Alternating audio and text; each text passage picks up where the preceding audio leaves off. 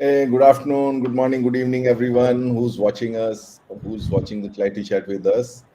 Welcome to this 137th edition of the Clarity Chat. Today we have with us Dr. Rakesh Sethi, Global CDIO for Thermax, a leading conglomerate in the energy and environment space. Hi Amit, welcome to the session. Hey Jagdish, good evening and thanks for having me here. Yeah. But before I introduce Amit, I would like to salute our armed forces who are keeping us all safe. It's actually because of them that we can still conduct this session peacefully, and you can attend it as well. And of course, we hope and pray that the war ends soon. We all should be vigilant against any cyber disruption attempts and only trust official information sources, and of course, not contribute to the fake news. Amit, any Yeah, no, thoughts? completely agree with you. Just have a ton of gratitude for our armed forces and for keeping us safe here while we do all continue our life as usual and they fight out the battles for us at the frontiers, right? So really a ton of gratitude for them and yeah, and as IT professionals, yes, the right time to be very vigilant about cyber security for all of us. Yeah. No, absolutely, absolutely. So let's get ahead with the session. So let me introduce Amit. Amit was born in Dombivli. He earned his electrical engineering degree from UJTI Mumbai and an MBA from IIM Lucknow.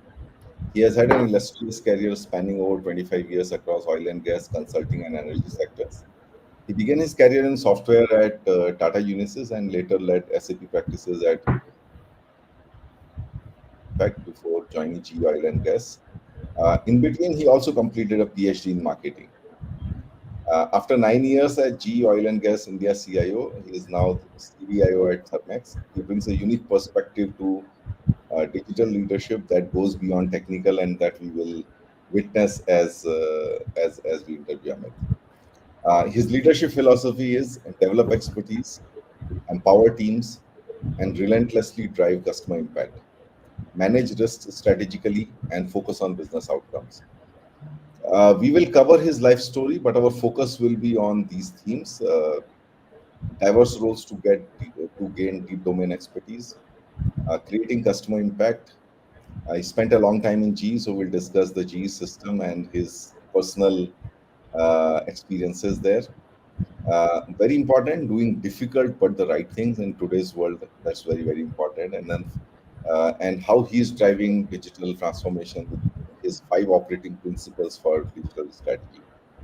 So his journey is shaped by customer focus, digital strategies, ethical leadership during tough times, and creative innovative business solutions. We will end the chat with a rapid fire round to bring out the personal side of Amit and then a reverse question to you. Um, so let's start. Amit, before we start talking of the serious things, let's get some energy going up. Please share a humorous professional or personal incident. Yeah, so if I don't think I was thinking it was humorous when it happened, but this was my post MBA, my first day at work, and I joined PricewaterhouseCoopers in Delhi, and I just joined them at 9 in the morning. I thought I had done 1 year before that with Tata Unisys, and I thought this would be a typical onboarding. I joined at 9. They made me sign a few documents, and then at 12:30, the whatever the people manager or the resource manager meets me and says, "By the way, take this cab and go to the Indian Oil office in Connaught Place." I joined in Delhi in Saket, and you are now reporting as a quality management SAP consultant at 2 o'clock at the customer site. And I was like, wow, that was amusing. If I look back, I was just thrown directly into the world of consulting in a live project in front of a customer, a team that was waiting for me for 3 to 4 months, is what I realized. And then I was told of once I reached the site that, by the way, you are going day after tomorrow to run a quality management workshop at IOBL Trombe and the Indian Oil blending plant in Trombe. And I said, so yeah, that was, if I look back, it is humorous in a way, but it was also it was very exciting at that point of time to just jump in on the first day of work into a engagement, yeah, and word. Yeah. So Amit reminds me of one of my own experiences. I was like a trainee engineer and I had gone to Hyderabad, to basically accompany some senior seasoned service engineers into the field to repair some excavators. And as I waited in the office whole day. Evening, everybody comes in, and my boss says, everyone is going through a Microsoft Office training program, and so nobody can go with you. You go alone. And I was like, I almost wetted my pants, and he was like, I said, I have come here to learn, and you're like throwing me directly into the fire. And he said, Jagdish, you Salah, you do whatever, okay? I mean, you break a machine, you burn a machine. I have your back, okay? I will handle everything. You bindas go and, service those machines. Well, it's another thing that, like, when I went there, how I learned from the operators, how to even change engine oil and all of that. But yeah, resonates so well. Yeah, but at that point, it is very, very unnerving. But later on, you realize that getting Yeah. responsibility that early on your first day kind of really shapes you. When you're just out of college, yes, it does Absolutely, shape you well. Yeah. absolutely. Well, guys, there is much more coming here, so we'll get to know more about Amit. But before I go further, let me quickly acknowledge our audience. A few of the comments have already started flowing in. Thank you, guys. So we have CXOs, founders, IT managers, and seasoned technology industry leaders in our audience. All of us know that technology is necessary, but not sufficient to drive business performance. The guests on Clarity Chat have built the bridge between necessary and sufficient with their art of managing technologies. And Clarity Chat builds the bridge between their learnings and all of you who are trying to make a powerful impact with technology. So thank you all for joining us for the last 136 episodes and encouraging us with your interactions and questions. Every motivates us to do the next one with the kind of interaction we have. And yeah, just to remind you that from April onwards, it's now a monthly interaction given my other responsibilities, especially with Block and Co. Yeah, but we already have the next 2 months lined up. So may I request all our audience to share your name and where you're joining from in the comment box of LinkedIn or YouTube. The seasoned audience, we do have some of them have not waited for me to say this, and they've already put in their comments. But please go ahead and just share your name and where you're joining from. So meanwhile, let us see people who have already joined us. We have Amarinder. He's always the first one. Yes, Amrinder, salute to our defense forces. Greetings to everyone from Namma, Bengaluru. Good evening, Amrinder. Thanks for joining. And here is Manish Gupta from Hyderabad. Uh, Thanks, Manish, for joining. And Kishore, thanks for joining. So, guys, keep it coming and keep sending your questions as we go through the. Okay, so here is another comment from Amrinder. Amrinder says, I do recall some of the posts by Dr. Amit Rakesh Sethi during his volunteering during the COVID period. Also, nothing new actually for you, Amrinder. Yeah, let's dive deeper. So, Amit, please give us a overview of your education, career, companies, roles, and one highlight each. We will dive into those themes in a slightly deeper way, but this is just kind of a overview of your career. Yeah, so like most of us, I did follow a regular engineering plus management sort of a path in my early days, in my formative years from an education perspective. The only thing I did differently was 15 years into the industry, I went back to school, right, and that was for my PhD and an executive fellow program. So it was good as mid-career professionals to go back to campus and behave like students and flunk quizzes and watch movies after exams and do all of that, share hostel rooms again.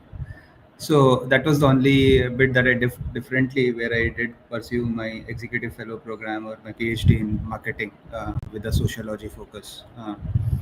I started my work with a company called Tata Unisys in '97, and then post MBA joined PricewaterhouseCoopers in the year 2000, right? And uh, the, the work I did at PricewaterhouseCoopers, like I mentioned in the early part of the discussion, was I I worked largely with a single customer. It was Indian Oil Corporation. It was the year 2000. It was early days for ERP in the country, and we were all working in a project called Project Manthan at Indian Oil Corporation as PwC consultants.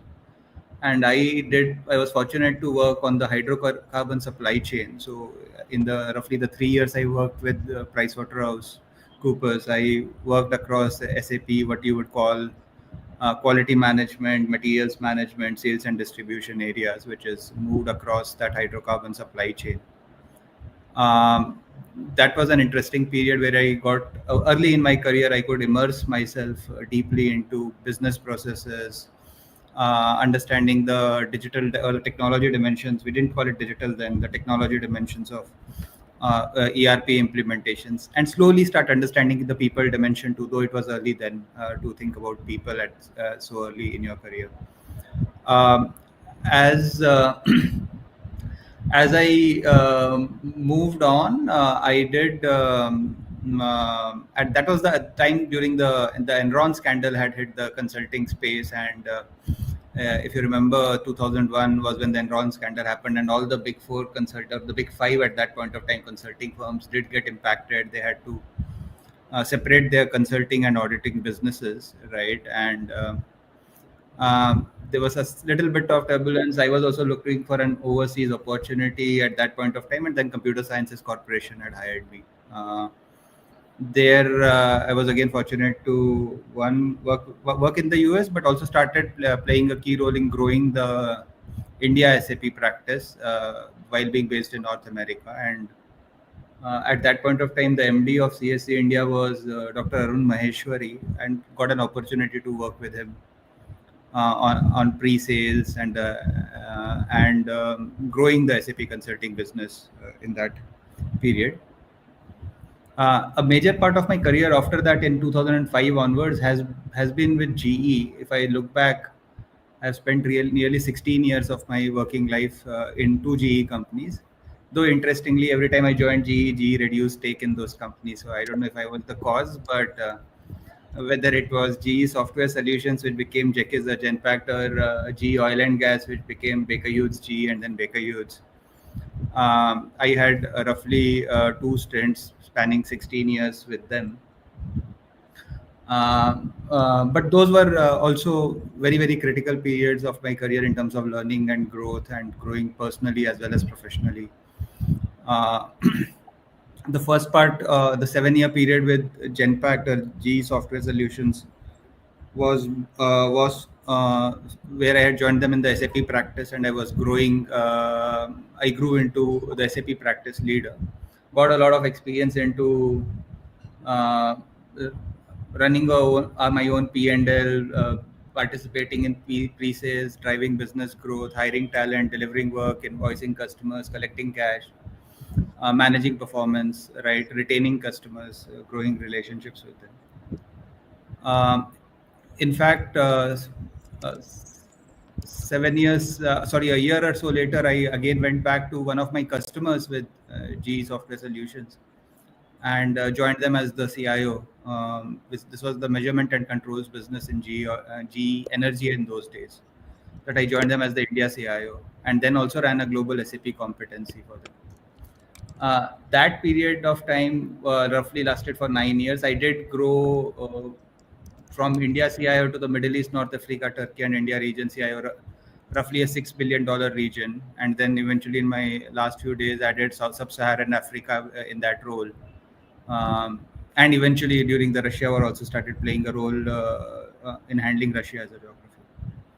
So, and then recently, around 3 years back, 2.5 years back, I've joined Thermax. I run Thermax as the digital and IT footprint of Thermax as the global CDIO for the company. Yeah, that's a quick background there, Jagdish. No, very interesting career map, Amit. Classical, engineering plus MBA, joint consulting. In consulting, in the beginning, you developed expertise into oil and gas, and then built upon it by, further gaining expertise into all aspects of consulting, which is right from pre-sales to P&L, cash, cash management, etc., etc. And then joined GE. Initially in the consulting business, and then one of the customers. You joined as a CIO itself, and I think there is some other stories coming in there, guys. So watch out for that. These are very interesting stories of how Amit got his roles, and that's got to do with doing the right thing. So we'll come to that. So Amit, let's get into some of our deep dive themes now. Uh, you started at PwC, jumped right into oil and gas customer at SAP literally on your first day. But you didn't restrict yourself to any role, but actively sought other roles. Please share your thought process on diving deep into a domain. It's like diving deep by diversifying your roles. So, how did this philosophy grow you as a leader? Yeah, no, no, fair question, right? So yeah, when I joined, I think that project team with it was called the Manthan team was probably the best team I worked in my career in, right? And they were great professionals on both sides of the table as consultants and customers. And I was fortunate to just sort of campus to get immersed in a complex ERP program so early. Like I said, I started in the quality management space. I had a great manager, and after mapping that the quality management processes, I requested to move in the procurement space and ran hydrocarbon procurement. Indian Oil, interestingly, at that point of time, and I believe even now, was responsible for buying crude for all refineries in the country. So it was very interesting to procure crude from Middle East, from Latin America, move it into high seas in mother vessels, ship it to daughter vessels at shore port locations near Kandla. Then India is again a very interesting country. We have our refineries inland, right? So Panipat, Mathura, right? So shipping that crude from the port locations via pipelines to refineries. So that was good. I did that in the first 1.5 years roughly, and then I again requested if I could now go on the outbound side or the sales side, which is the finished product, right? So there again got an opportunity to work on the sales and distribution space where the refined crude then becomes LPG that goes to bottling plants. It goes to it becomes ATF for aircrafts, right? It becomes the regular MS and HSD that we buy at our gas stations or petrol pumps, right? And also eventually gets processed as lubricant. So got an opportunity to look at the outbound side too, right? I did consciously do that. Part of it was I do tend to get a bit bored if I do the same thing over and over again. But yeah, and then and probably the thought was to learn as much as I could in those years. Yeah. Um, no, I think very interesting, because nowadays when I come across people, they are trying to kind of get deep into something, and not bad. I'm not saying that that's bad or this is good, but it's your own, I would say, disposition. If you are someone who gets bored, or if you're someone who's very curious, you actually got out of the comfort zone of I mean, if you are a consultant, actually you can grow as an consultant for years, doing more and more complex projects, bigger and bigger projects. But you decided to, I think, learn the overall business more than trying to find that comfort in one module at a time. I think the other thing that I noticed is that um, you were very on the ground, because the way you talked about these businesses, it was not in typical ERP terms, but in terms of the processes, the facilities, the supply chains and stuff like that.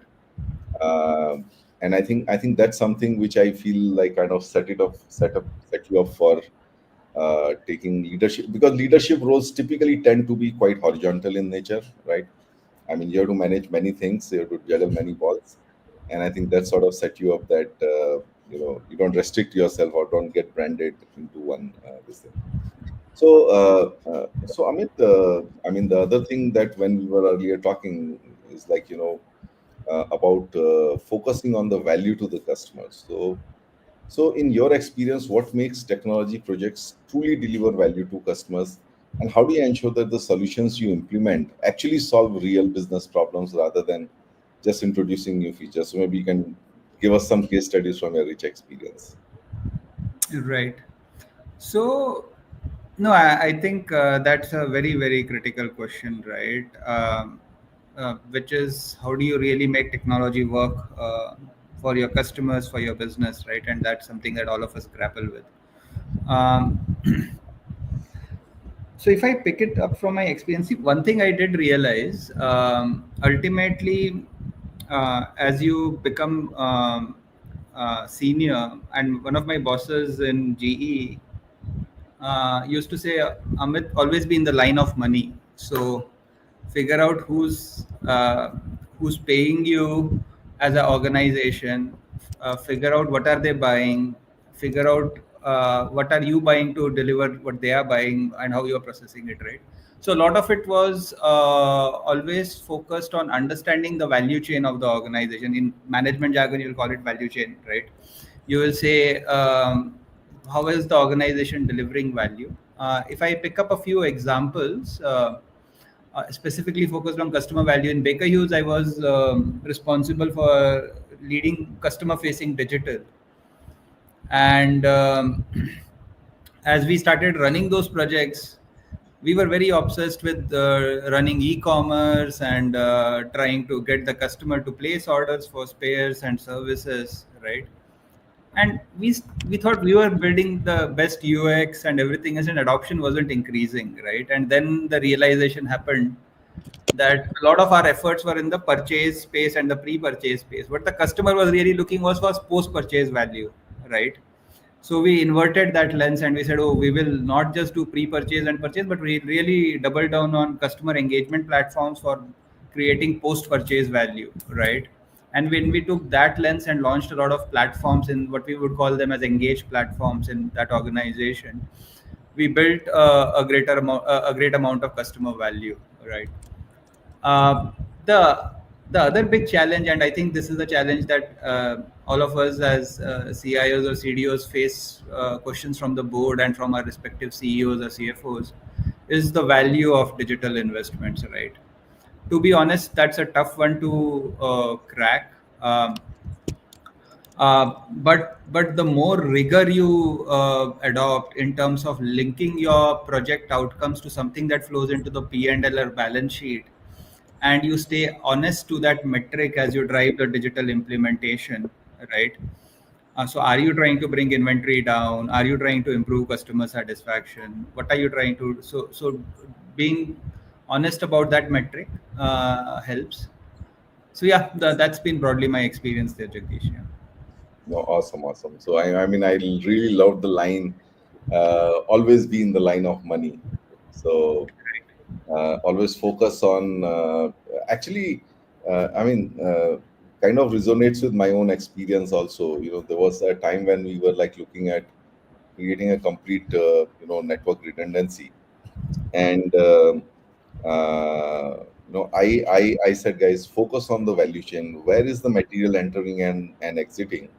And let's focus on those first, because any of those places going down, you are going to have either a line of like things that cannot come in, or a line of things that cannot go out, right?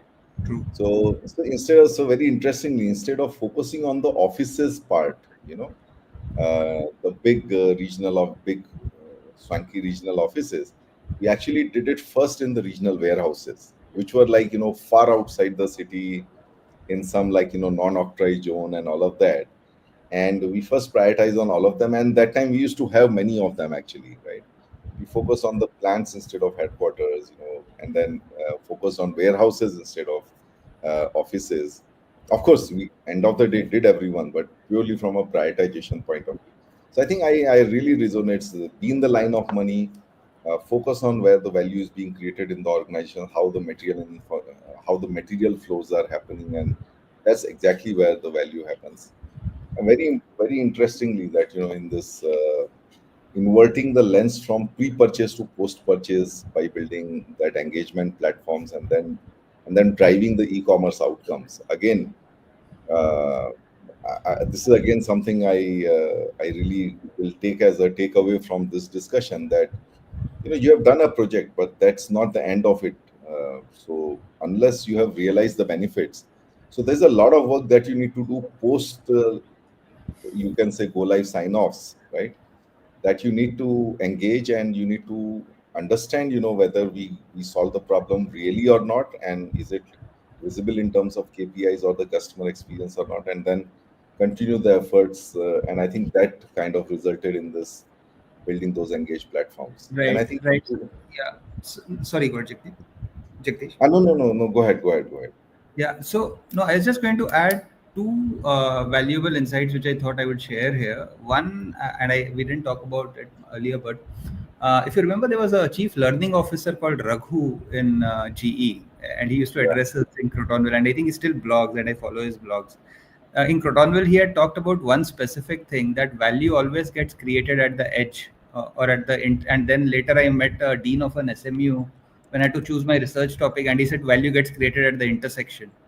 So always look at those intersections. Look at the edge of your organizations, like you said, the regional warehouses where the product ships out, or look at your touch points with your customers and suppliers, right? yeah, Or look at intersection at the of various domains. Right now, it's IT and OT, right? So how do you look at intersection value at the intersection? The second one, that again from a customer value that you were alluding, and I thought I'll just briefly cover it here, is I did spend a lot of my research time researching end customer value. And if you look at customer value literature, most recent literature divides customer value into three types of benefits you drive for customers. It's functional benefit, which is the core problem that you're solving, or it's experiential benefit. How does the customer experience the interaction with you, or the symbolic benefit or the brand? When they interact with your brand, do they feel good? Now, if you look at B2C versus B2B, in a B2C context, the functional element is not really very important. If it's a chocolate or a soap or anything from an FMCG nature that you buy. But in a B2B context, the functional benefit becomes very important. yeah. So for us who are in the B2B world, it's very important to really understand what functional value are you creating for your end customer. So those two thoughts I will share on this topic. Yeah, thanks. Oh no, absolutely, absolutely. Yeah, very rightly said. When we are having a pizza, it's more like, it's more the symbolic part of it. But then in B2B, it is more functional benefits overpower your symbolic or experiential benefits, because your customers are like, more bothered about whether they're getting the value out of you as a supplier or not, right? True. I think it's very interesting, because I want to also share one experience here, Amit. You said value gets created at the intersection. So in Tata Motors, when we were doing the CRM, we were focusing on the intersection between the dealer and the customer. That was the one we were going to solve. But as we got into the program, we realized that there is an intersection between the company and the dealers. Okay, Yeah.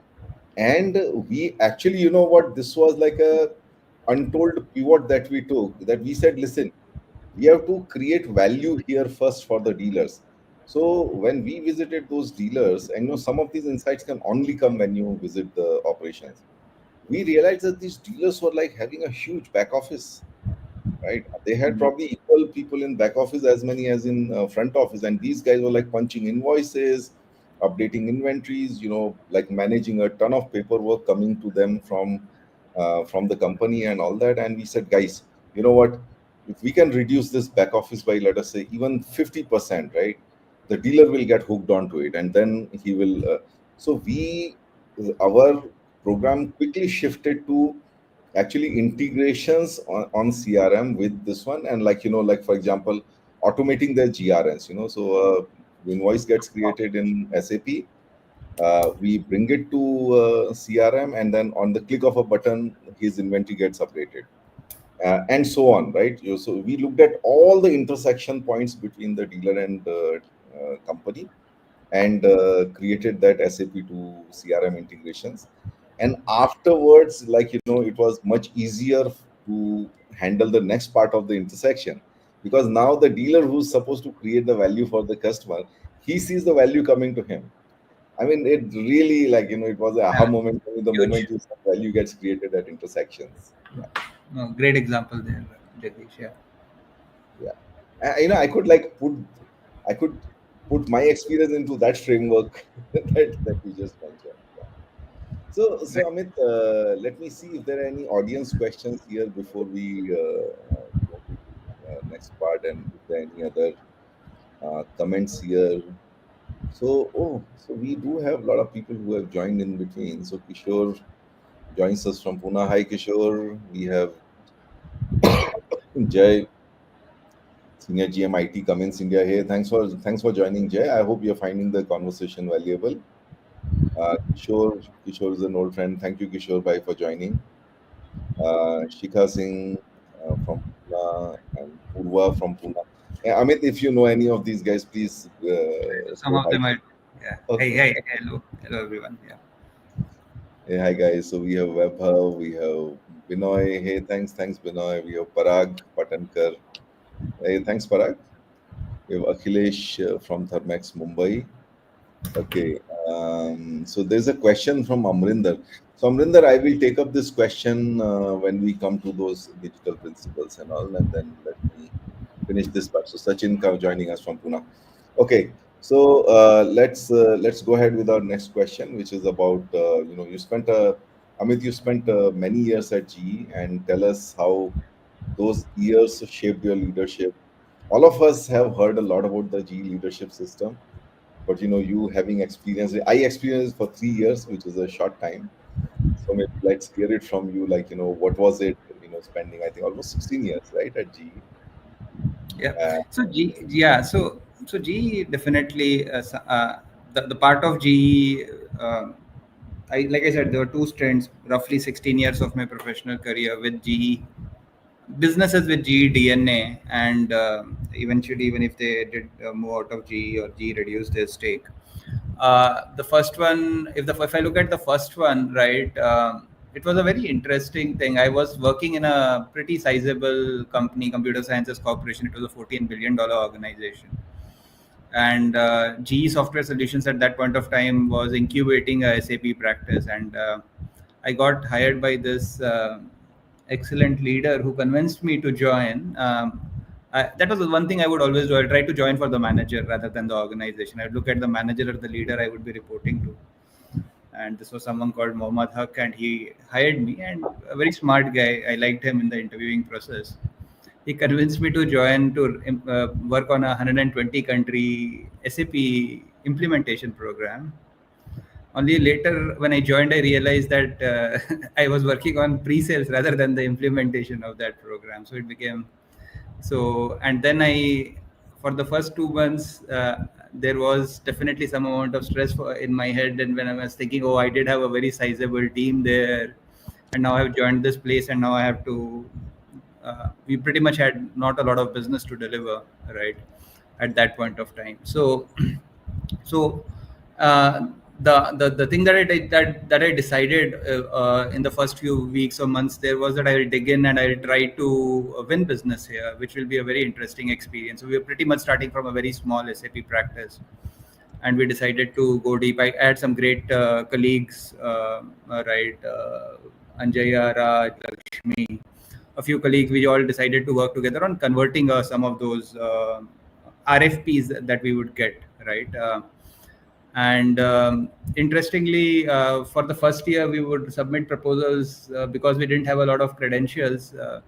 We would not get a lot of interest from customers, but eventually, the third proposal onwards from the same customer, they invited us for a presentation, and we really put our heart and soul into telling them why we would be different, and they did agree to work with us. So I think that part of the GE experience, if I look at it, taking risks,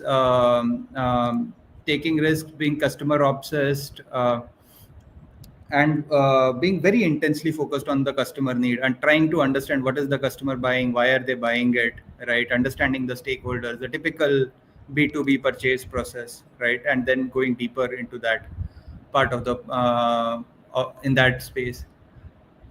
Also, if I just look at one other major learning in the first 7 year stint was how do you build very deep customer relationships, right? And a part of that is what, like I was mentioning, Jagdish, it is very interesting. We only had to sell, I think, the first deal to this customer, do a good job of gaining their trust by delivering it extremely well.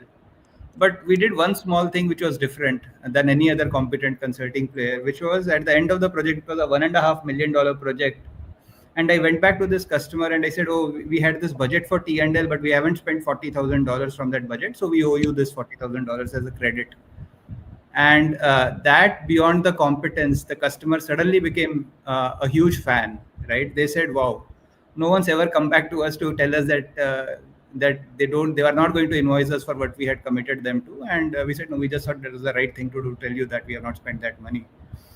And that customer, ever since then, for the next 5 years, every proposal that we would write, we would win the business from them, right? And then their sourcing team had to step in saying, "No, you need a second player, you can't give all deals to a single company."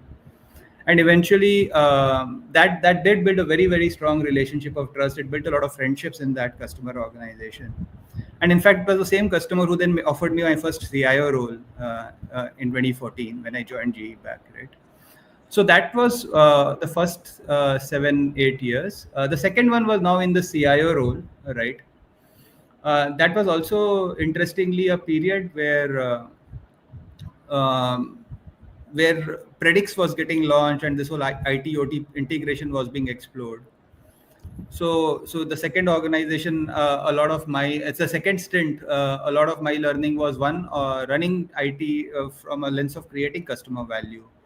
That was one thing I did realize early in the GE days, was that all CEOs were obsessed with either customer orders, customer satisfaction, revenue, right? And how, and you would really need to prove that you are creating value from an end customer perspective to get their attention, get funding for your initiatives, right? So the second stint was where, beyond the IT leadership role, I offered that I will, because of my pre-sales background, I offered that I'll take Predix to customers in India. So we took it to customers like Reliance, ONGC, L&T. To be honest, there was mixed success.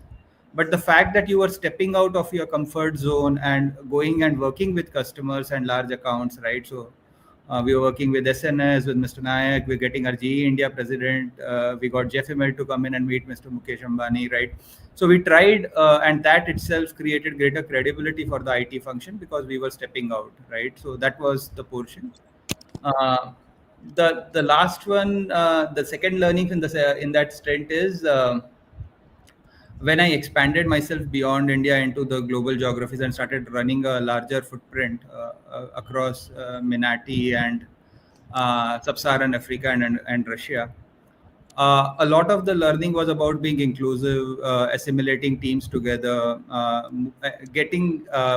building a strong strategy and operating framework rigor, which I actually now use in my Thermax role to drive value for the organization. Okay. No, I think very interesting. Like, you joined and then you find that instead of leading, you came from a practice head kind of role, and then you now have to build a practice. But I think what I really loved about this story is that you decided. So we always have an option of fight or flight, right? You took the fight option and decided to do something about it. And I mean, flight is always the easier option, right? And uh, succeeded with the customer. And I think, I mean, there's a very, very strong lesson here for everybody about uh, this gaining a customer for life. I think 40K in 1.5 million is a small change, right? And it neither affects you nor affects them, right? But then doing the right thing, which is returning that money you didn't spend, I mean, that built the level of trust to, which actually got you a customer for life, right? And not only a customer for life, later on, like an employer as well. True. Went on to work for them, right? Yeah. And I think, very importantly, this is again a very strong message for all our audience, that if you really want to have a seat on the table, you've got to add value to the PNL, right? You have to commit yourself to creating impact somewhere on the PNL, right? And for that, we need to get out of the comfort zone and get in front of the customers, or try to find a way. Like, when I was in GE, I actually joined GE for the same reason, that oh my god, there's one company which is taking digital to customers and taking digital to products and all of that. And I was like, I was always kind of um uh, nagging Nalin and everybody, that and trying to find all the opportunities, right? Even though these engagements were led by a different digital vertical and all of that. So that's history, by the way. So very very very interesting, Amit. Very good insights here. So, Amit, one of the things that you just mentioned is, like, doing the right thing. So let's get a little deeper into that. We as leaders, we all face tough decisions, whether as individuals or as leaders. And one of them you mentioned, that how it got your customer for life. But tell us, some other time when you had to make a difficult choice between um, what the business wanted you to do, and kind of coming in conflict with what you thought was right. And how did you approach it, and how did you manage that conflict? Yeah, so all of us who have played leadership roles in MNCs know how MNCs react or respond when there is a tough quarter or a couple of tough quarters, right? So one that I remember is this whole experience somewhere midway through my GE career, where we had some tough quarters and we were now looking at letting go headcount, because there was no way the P&L was making money and there were cost cutting targets across the organization. And I remember being on a 13-hour call, right, that started at 2 p.m. India time, and I think it was on till 3 a.m., where there was this global leader and all of us were representing our countries, and we were supposed to have numbers and targets to meet in terms of headcount reduction, right, across the globe. And I think they intentionally, or probably for whatever reason, they kept India at 1 a.m. and and they got me there saying, okay, now you give me your 5 headcount, that, and you have to give names, right? And everyone had to give names of people you will let go, right? And at 1 a.m. I said, no, no, no, no. So I will not give you 5 names. You let me, instead of firing 5 people, let me hire 5 people. By firing 5 people, I'll save you 500k. But by hiring 5 people, I can help you save 1.5 million. And All hell broke I didn't loose. expect that. Everyone was on the call, and obviously my that leader was furious, right? Why are you wasting time? And I said, no, no, just listen to this. And I tried explaining to them that we had this large outsourcing contract, which was a few $1 million. And I said, if you, instead of letting go our own people who have been loyal to us for so long, if you just reduce the scope of that contract, right, and you would save, it was a couple of $1 million. And my net cost of, I had already done the math with HR, that my next net cost of adding is going to be roughly 400k USD, right? And I told them that net you still end up saving 1.5 million. The other thing that had happened was, in the many of these MNC offshore centers, people had started reviewing the work of consultants rather than doing the work themselves, right? So this was also an opportunity to get people to be more active in actual work, right? And that leader gave me a 6-month deadline. He was quite unhappy with the offer initially, and he said, okay, prove that this will work. And but yes, that night we were able to save those 5 jobs, the people who were not in the room, right? And and by the way, even that consulting company was back in business in a few quarters, because business returned and they again got into more projects rather than support, right? Which was what, and this team picked up that work. So yeah, I think that was one experience where I look back with some amount of satisfaction, that we were able to save those few people who had committed their careers to the company. Yeah. No, awesome, awesome. I mean, no, one thing I noticed here is, like, thinking out of the box, and actually taking a more holistic view of the cost, right? Because what happens typically, I've also seen the same thing, that there's like so much of a focus driven by HR on the headcount, that and so two things happen. One is that You don't look at anything else. And second is that, there probably sometimes is a tendency that, okay, I'll let go of 5 people, but I'll ask my outsourcing partner to add 5 people, right? But that's a convenient thing. I think what you went with is like, protecting the people, and then taking a holistic view of the cost, and then reducing it from the outsourcing rather than letting people go. But I can understand on a global call, like, this would be like, one sore thumb is sticking out, that, everyone is committing numbers, and here's one guy who says, give me more, and I'll reduce that cost. I like, I'm like, you can get shivers when you think about that situation. Yeah. It does. And I think, like, final takeaway here is that it takes a lot of courage to do what is right, and it's not an easy thing, right? But that also builds you the credibility and the credentials. So Amit, and I think this will sort of cover Amrinder's question also. Hey, by the way, guys, everyone out there, I'm sure you've heard a lot. There are lots of insights you've already taken. So if you have any questions for Amit, please go ahead and ask those questions. These can be of any nature, either any of your challenges on digital technology or management, or related to partners. Anything that's on your mind, that's what the session is all for. So, and these could also be like, getting to know Amit better. So, you want to know what's his hobby, or what's the best book he has read, etc. You can ask those questions. So, Amit, let me come back to your current stint, and very, very interesting journey, which shaped you up to here.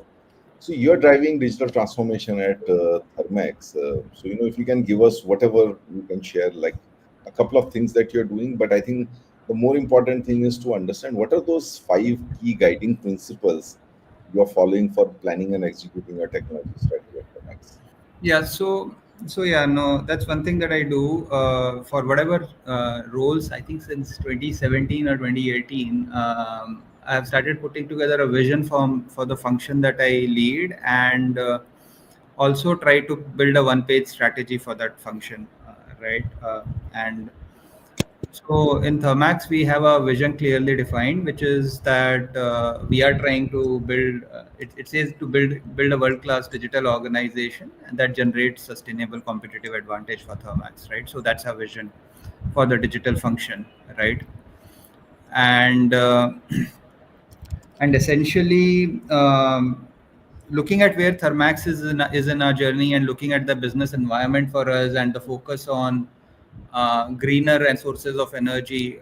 One thing is clear to us, that we are rapidly transforming our business portfolio while driving growth, while driving profitability. We are also transforming the business on the fly, right? So early, I joined them in October 22. By I think December or Jan 2020, so Jan 2023, we had put together a few operating principles that we would define, that we would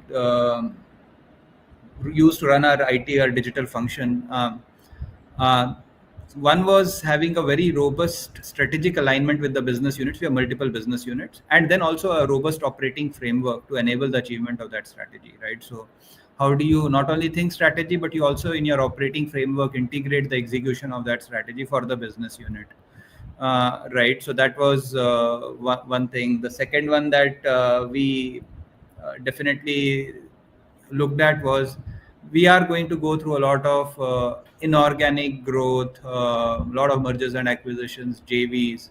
So I call it a platforms and templates driven digital strategy, which means that we for every core process in the organization, we define what our platform is, and we try to build templates. Now, if we look at our business, we essentially run a products business, a services business, a projects business. Right now, how do I abstract out all the complexity across my business units and think of them as three simple business models for products, services, and tech-led projects, right? And that was the path that we took there. A third is again this intersection or value at the edge, right? How do you collaborate with external stakeholders, suppliers, and customers to create to compete as a value chain, right? The fourth one, very interestingly, in our roles as CDIOs or CIOs or CDOs, right? You can do everything right, but if you don't manage risks well, right? How do you focus on strategic risk management, right? Whether it's cyber security, whether it's controllership, how do you focus on strategic risk management is what we look at from an operating principles lens. And then the last one is you cannot achieve any of this by winning the war for talent, right? So how do you get the best talent to join? How do you get your best talent to stay with you to help drive the first four, right? So those are the five operating principles we use to drive outcomes for the business. Awesome, awesome. I think what you mentioned in the passing, which is a very powerful thing, which I've also experienced, is to have a vision and strategy document, which basically I think acts as a Anchor. IT team, or whether it's your partners or whether it's your stakeholders. They get that clarity that what are you up to, right? As a leader, what's in your mind, either from a purpose point of view or from a details point of view. But I think I really like those. The business alignment is the first part, which is like I would say the foundation, right? It has to make sense for the business outcomes. Platforms and templates, again, like this, like bringing a kind of product thinking to your IT, that anything that you do once, the next time you have to do it, like it should take much lesser time, right?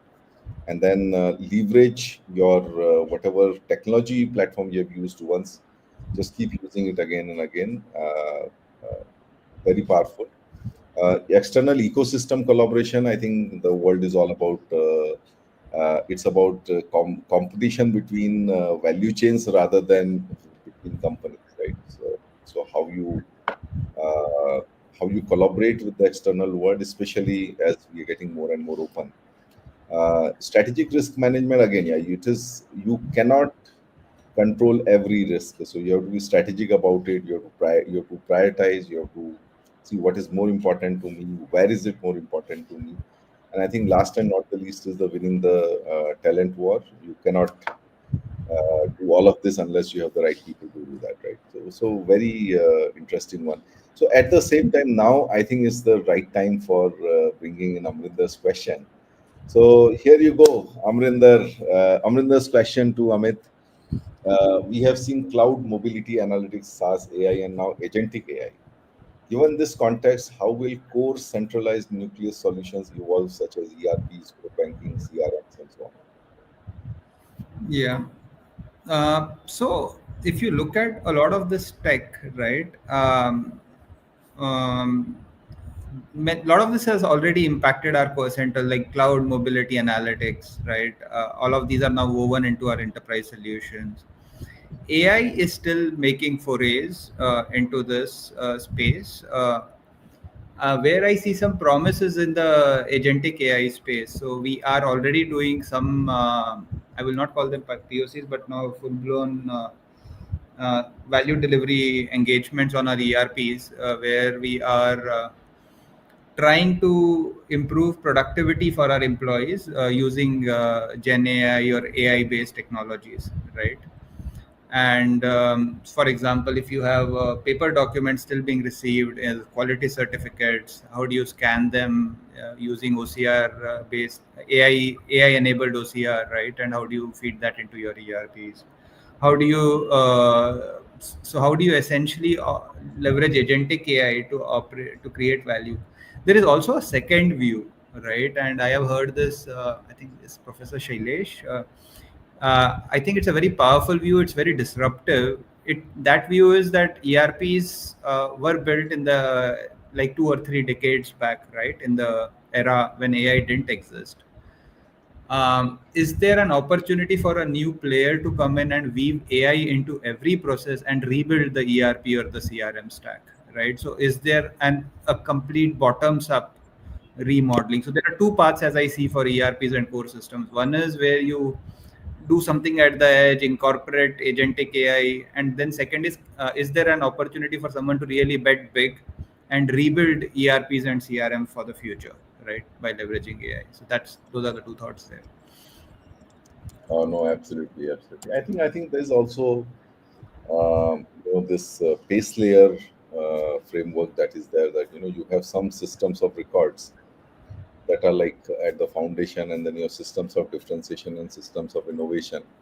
So I think typically anything new that comes in the systems of innovation, but of course they have to they have to interact with and feedback to the system of records. Like for example, you mentioned OCR, right? So OCR comes in as, let's say, systems of innovation, but it interacts and enriches the data at the system of records.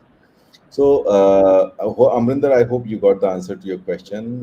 We have uh, Kishore's question. So it's again a very important question. Do you have a digital committee from various functions, or is it only your organization which leads the transformation? Is the budget approved as part of the revenue? So what we have done within Thermax is we blend BUs and functions into digital and IT by getting BU CIOs who are only dotted into the central digital and IT organization, and they are firm into their respective functions and BUs. So they become our anchors and they pretty much get treated as an extended digital team, and they help us drive alignment with the businesses and the functions, right? So in a way, Kishore, to answer your question, it's a mix of business and functional CIOs who roll into the business and functions, and I'm very happy that they roll into the business and functions because they breathe that air, they bring that outside in lens. The second part that you have there, yes, we do run a budgeting cycle like every other company. We do approve it as a part of our revenue every year. Yes. Okay. So another question he has is: do you have various stages or milestones, and do you review the ROI and the benefits on completion of each stage and milestone? Uh, yeah. So to be honest, this benefits realization animal is one of the most difficult ones to solve, Correct. right? Like Kishore, yes. We so let me say this, that we are now super obsessed with benefits realization as an organization, and we pretty much now, for anything that goes live even partially, we start tracking benefits. We so But we don't do this at a specific stage. So for any application that goes live, we immediately start tracking adoption, we start discussing benefits, right? Is it stage gated yet? No, not right now, but we do track benefits very closely for everything we work on. Yeah. Okay, okay, awesome, guys. We are like just at the end of the hour, so with everyone's permission, Amit, and with your permission too, I'll extend it for a few more minutes. We Yeah. have the rapid fires coming up, inclung your Yeah, but question. before you go ahead, Jagdish, I just want to thank my boss, Raj Janappa Reddy. He's on the message. So Raj, I will quote you, or should I quote him now itself? Raj, I was talking about Oh you yeah, yeah, when you should, you should. In fact, he he had was some my words boss. for you. Your Yeah, inherent so, aptitude for disruption innovation was a differentiator. Yeah, please yeah, go ahead. so the story I was telling you about Raj and Raj, I know you will be smiling when you listen to this. I was telling Jagdish about your comment of when we didn't have anyone in our teams, how you told customers that, oh, it's not the headcount that matters, it's the heads that count, right? So that's Raj Janappa Reddy for you, a gem of a person who I learned a lot from, right, in my first stint with GE. So Raj, I was mentioning you to Jagdish, right? So thanks, Raj, for that comment. Hey, thanks, Raj, for joining. So now I can put a face to that code that I have noted down. And I actually had a rapid fire coming up. So it was supposed to be like, Amit, what's your message to the small businesses, who face this question that, hey, you have a very small organization, and Amit was supposed to answer, is the heads, it's not the head count, it's the heads that count. Because Raj's brilliance there, but yeah. it has come at a very appropriate point when Raj has said this comment. And uh, so there's now, let's start the rapid fire with the audience rapid fire. Okay, so Vimal is asking, Yeah, I mean, it's been very insightful. Thanks for that. Do you mind sharing the mantra you adopted in life for keeping balance between professional and personal life? So this one I am still to solve for Vimal, as you know pretty well, like many of us. I've tried various techniques. I think meditation does work well. Some exercising works well when you are stressed. And yeah, prioritizing your family over work, right, also works well. Keeping in mind that ultimately it's the folks that you have at home that your life is anchored around. I think that does work well. Yeah. So I can add my bit to it. So I read a very seminal, I would say, author. He's actually a CEO of Semco, Ricardo Semler. He runs Semco in Brazil, and he has written two books. One is Maverick, which is a very famous book, but the second book he has written is very important. It says the book name is 7 Day Weekend, right? So it's like so it's like, we are working with the connectedness. We are working 7 days a week, so we should also have seven weekend for 7 days. And it has got lots of, like, practical personal experiences of what kind of culture he's trying to build in his company. And I think so, Amit, will come to this a little more when, a little later. Okay. um, there's another rapid fire for you from Amarinder. Let us know more about Professor Shailesh, whom you were referring to. Yeah, so there's a company called Network Science. It's run by a friend Sandeep Hardikar. I think Professor Shailesh, we engaged him on. I met him through him, through that company. Amrinder, happy to share the contacts with you of Sandeep and Professor Shailesh offline. Yeah, but that company's name is Network Science. You'll find them on LinkedIn. They're very active, and they do engage on AI strategy sessions with Professor Shailesh, who's very reputed in this space. Yeah. He works with the GEO Institute as the dean, etc. Yeah, but I would suggest you reach out to Network Science for that. Okay, awesome. So guys, the let's continue with the rapid fire session. I do have some questions on my side, but if you have anything, please go ahead and ask. So, Amit, something not known about you is that you also run an NGO. So, what made you start an NGO? So I think we all live in a very interesting world, and especially being in India, you see a lot of challenges around you, and then we see a very sanitized corporate environment, right? We cross two road accidents every day on the way to work or back, and we talk about safety in our offices, right? So the thought was, how do you really try to drive some impact beyond work? And that was the broad thought there, Jagdish. Yeah. Hey, thanks, Amit. Yeah, and I think this is very noble one. Giving back to the society. The second question, again, a curiosity question. What made you shift from a busy corporate life to do a PhD? I talked about that original boredom. I thought I'd done ERPs enough, and by the way, the GE job hadn't, the India CIO job hadn't come in, and I was like, I can't do this anymore, right? I was like running SAP consulting, etc., etc., and I was like, and then it was I had graduated from IIM Lucknow, and they offered this executive fellow program, and in year one I went and enrolled for it. I got the roll number 007. So I was like the first student, the first few students in Awesome. that course.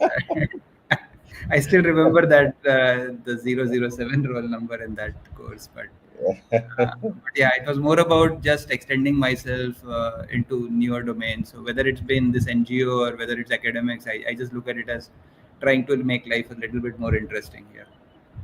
No, absolutely.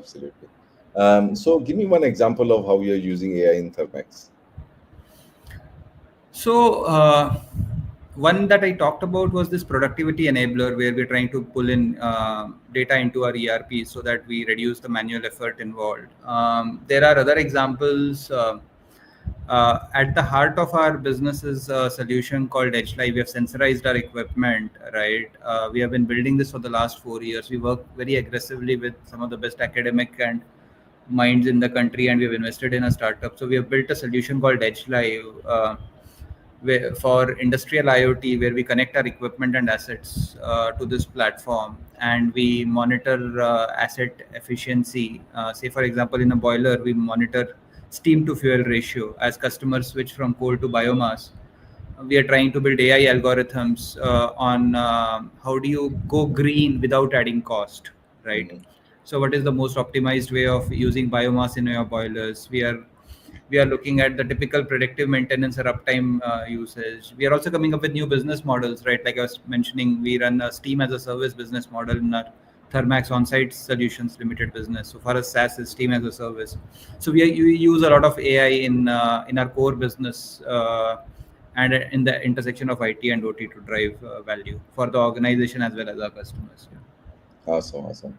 So another rapid fire from audience. What are the biggest barriers you faced in driving digital adoptions across plants and customers? So I think this is honestly, besides benefit realization, the link topic is quote unquote, we call it by various fancy names, organizational change management, right? I think one of our board members did tell me, Amit, ultimately every decision is a people decision, right? Every action is a people action, right? So how do you bring the human element into the digital adoption, right? This is something, to be honest, Akhilesh, we are still learning, but my early observations are these. To drive greater digital adoption, one, we are now saying that when you take decisions around digital platforms, bring that end user to the table. Don't take a decision and tell them that this is the decision. Engage with them very meaningfully when you're taking those decisions. Engage them in the design phase. Second, we are saying let them also be involved in the timing of the decision. There is a lot of change fatigue today, right? So don't throw things at them. Let them decide when they want to bring in the tool. Yeah, encourage them to adopt. But if you have already driven 4 change projects in that organization, don't bring a fifth one in. The third one is leaders like me need to get out of their way, get out of those. We don't need any messages from leaders like us. We just need small, strong end user communities talking to each other. Where an early adopter, right, a good sales guy or a services guy who's adopted digital talks to the other sales and services guys. There should be very little top-down messaging. I think I saw that Gaurav is here. Gartner calls this open source change management, right? Which so those are few things that I think we need to solve for right now. Oh, very, very powerful ones. I am now. I'm thinking like we should have had like a lot of more time for this. But anyway, so Amit, just like two quick ones. What's a hobby outside of work that people may not know about you? So yeah, I do spend a lot of my time with this not-for-profit. That yeah, Okay, I what kind could of? be called an activist outside of work. But then I also recently tried learning how to play a guitar. So I think those two things, I guess, yeah. Awesome, awesome. And what's your favorite leadership book? Execution by Ram Charan and Larry Bossidy, right? I think I really loved that book on how it talked about driving impact. Yeah. No, even I've read that book, and it's a very awesome book. Yeah. Okay, so Amit, I've been like I've been asking you questions all the way, and just to make it a little bit more fair game, we have this last section where you get to ask me a question. So please go ahead. So Jagdish, I have known you for since the GE days, right, and the GE transportation days. One thing I have noticed about you, right, and as I interact with you in this forum, ClariTea again, I have noticed you do everything world class, right? Now, how are you able to blend this zoomed out strategic thinking view? Then you're able to bring attention to detail. Like I saw the amount of rigor you have put me through and yourself through to prepare for this event. And then how do you bring a cheerful disposition? I see people who put a lot of attention to detail get very grumpy, right? I've obviously not. I've came into the first meeting not reading that document that you had prepared.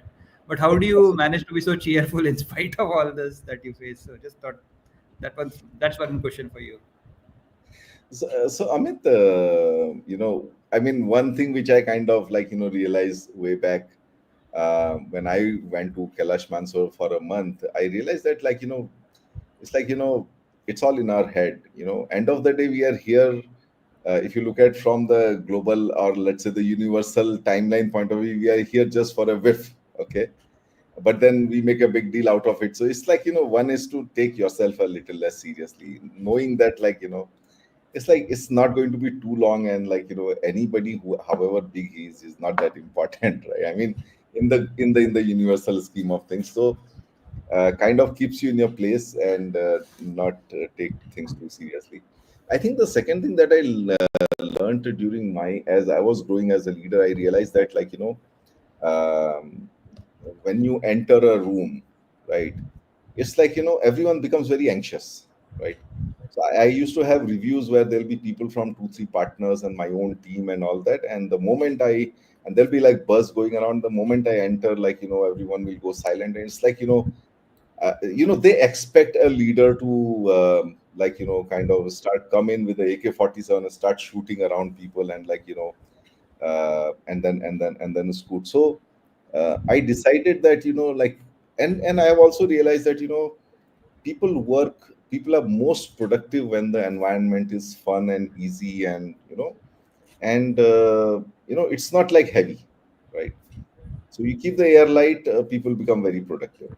But then, so there are two things here. One is that, so when what I used to do was, like, as I enter the room, the first thing is that I'll start pulling some legs, I'll get some laughter going, and once I see that everyone is comfortable and people have started smiling, then we'll start the serious business.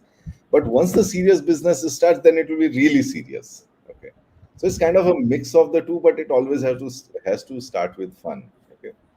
Nice. um, Very and nice. and I think eventually, when you look back, right, I mean, we always remember, how we went through an experience instead of what we did and why we did, right? Any project we do, any organization we have been in, any office we have been in, we always remember the how part of it, how fun it was, like, etc., etc. So, like, it's like, if we are here to make memories, then we better have fun, True. Very and true. of course Very without really diluting any of the other stuff. good. Very interesting, there, Jagdish. Really appreciate that about you.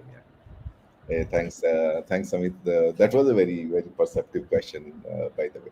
So I think we are towards the end of the session, and as always, this is one thing I can't, I've not been able to control so far in the flow of things, and also, of course, with the audience interaction, which is time. I always keep getting bashed by my audience whenever we run these surveys that, Jagdish, keep it to 1 hour. And I'm like, I can't. It's like, lose weight and I can't. So, so guys, maybe last 1 or 2 minutes. So quickly, wrapping up the session. Amit grew, first into oil and gas. Uh, and then, in the consulting business himself, then he went to GE, did two different roles, built a lot of trust, by returning that 40K dollars, and, made a customer for life, and then joined the customer as a CIO later on. So I think that was a very, very important takeaway.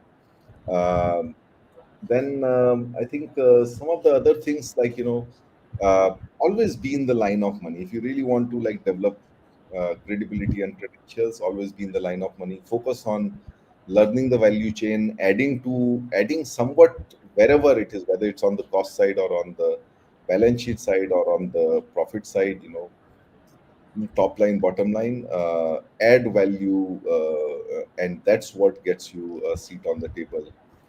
Focus on the customer, very important. Case study of Baker Hughes, where the e-commerce was focused on pre-purchase, but then, you engage with the customers a little deeper, and you realize that they are expecting value in the post-purchase, and then you flip the whole platform towards engagement. I think there was another insight, I think, which was from his research also, that, how B2B and B2C are different. So there are functional, experiential, and symbolic benefits. In B2C, the symbolic one is heavier, symbolic and experiential one. Um, and as B2B, we should be clear that 70% or most of the benefits are actually expected from the functional point of view and not from experiential and symbolic. So anybody who's into a B2B business needs to kind of, like, take note of that. Right? And again, the GE stint, there was a fight and flight option that he had when he basically came from a big practice head role to, like, leading a sort of internal startup, and he decided to dig in his heels, built, a big consulting business, and then, that engagement became a sort of a lifelong engagement, right? Creating value from an end customer perspective, adding value to the P&L. So those are kind of that was the evolution that he made through. Then it was a very interesting case study of doing the right things in a global call at 1 a.m. in the morning. Amit is the one who sticks his neck out and says, I'm not going to cut any heads, give me additional heads. I'll cut $1.5 million. And takes a lot of courage, takes a lot of conviction in what you're doing is right, and it takes a, I would say, a very holistic view of things to say that, hey, if this is not the people you're going after, it's the money that you're going after. So be clear that, I want to cut money, and it's not necessarily that I do it by cutting my headcount, right? Then yeah, the five guiding principles, maintain alignment with businesses, platforms and templates to drive your growth, collaborate with external ecosystem, manage risks, be ahead in the talent war, right? And of course, like, we had this golden words, it's not the heads that count, it's not the head count, but it's the heads that count. So anybody who's running a small business or willing to grow, this is the line you can use with your customers whenever they ask you, hey, how big is your team, right? So And tell always them, credit Raj Janappa Reddy for this. Yeah, so we, yes, this is copyright Raj Napareti. But you have a right to use as ClariTea chat audience. So, and I think we had some very good questions coming from the audience in the rapid fire. So on that note, thank you everyone for attending and engaging. And, like, I see a flood of comments. I couldn't bring everybody onto the screen, so, please don't keep a grudge on me on this. This just too engaging and just too many comments. Amrinder, as always, thanks for summarizing the session for everybody. Anybody who doesn't have the 1 hour or 1.5 hour can always go through your comments, and they know that, what we covered, right? And last but not the least, thank you, Amit, for joining me on ClariTea Chat today. thanks a Um, ton. No, thanks a ton, Jagdish. It's been a real pleasure reconnecting with you, and really enjoyed the hour, and great work you and your team are doing through this series. Yeah, thank, thank you. thank you, Amit. So we will be back in June. We'll announce the date later. And we have a very exciting chat coming up in June. So, guys, so long for now.